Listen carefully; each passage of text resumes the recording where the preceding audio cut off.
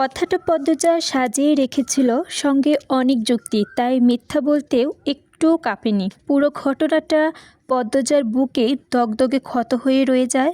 এই 6 বছর লুকিয়ে কতবার যে সে কেঁদেছে, মনে হলে চুপ করে কোথাও বসে থাকে। হেমলতা মেয়ের নিশ্চুপ দেখে মাথা ঘামাননি কখনো। পদ্মজার ছোট থেকে চুপচাপ ছিল, কিন্তু আজ হেমলতার খুব আফসোস হচ্ছে।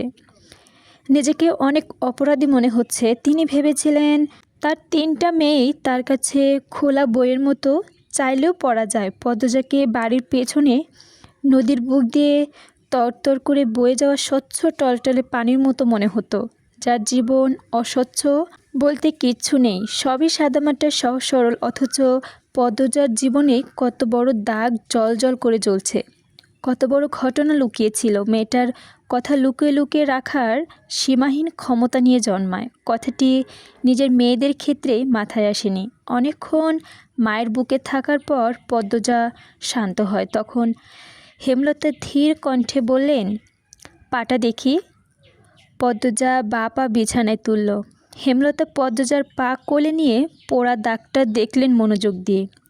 বুকের ধুকপুকানি বেড়ে যায়, রক্ত টকবক করে ওঠে। রন্ধে রন্ধে শুরু হয় প্রতিশোধের স্লোগান। তিনি হঠাৎ করে উঠলেন, এই পোড়া দাগ হানিফের রক্ত দিয়ে মুছব।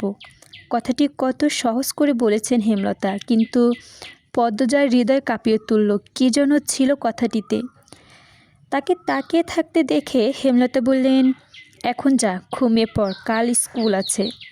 পদ্মজাকে ঘরে পাঠিয়ে রান্নাঘর থেকে রামদা ছুরি হাতে নিয়ে উঠোনের দিকে গেলেন হেমলতা। উঠোনের একপাশে একটা বড় পাথর আছে। তিনি সেখানে গিয়ে পাথরটিকে পাশে বসে ছুরিটি পাথরে ঘষতে থাকলেন।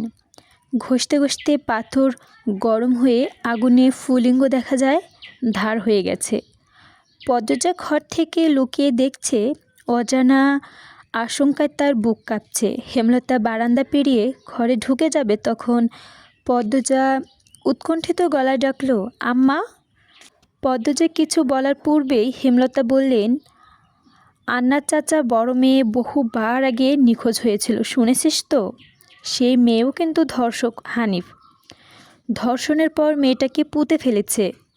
অলন্দপুরের এই লোকই মানুষ একটা বর্বর। আমি তখন ঢাকায় পড়তাম, বাড়ি এসে ঘটনাটি শুনি। আমার অনুরোধ আর কান্নায় আমি সেদিন মুখ খুলিনি। এত বড় পাপ চেপে যায়, সেই শাস্তি আমি নিজে ধীরে ধীরে পাচ্ছিলাম। আজ পুরোপুরি পেয়ে গেলাম, আমার পাপের শাস্তি শেষ হয়েছে। হেমলতার মুখে যেন আগুনের ফুলিঙ্গ বের হচ্ছে। তিনি কথা শেষ করার জায়গা ত্যাগ করলেন। পদ্মজা মস্তিষ্ক শূন্য হয়ে পড়ে।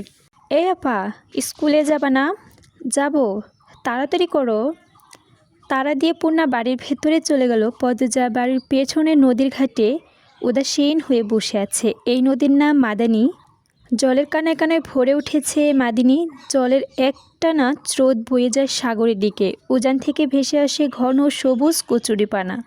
পদ্মজার এই দৃশ্য দেখতে বেশ ভালো লাগছে। নিষ্পলক চোখে তাকিয়ে আছে মাদিনীর স্বচ্ছ জলের দিকে। একটা লঞ্চ জল কেটে এগিয়ে যাচ্ছে মাদিনীর বুকের ওপর দিয়ে। লঞ্চ দেখে 1 মাস আগের ঘটনাটি মনে পড়ে গেল তার।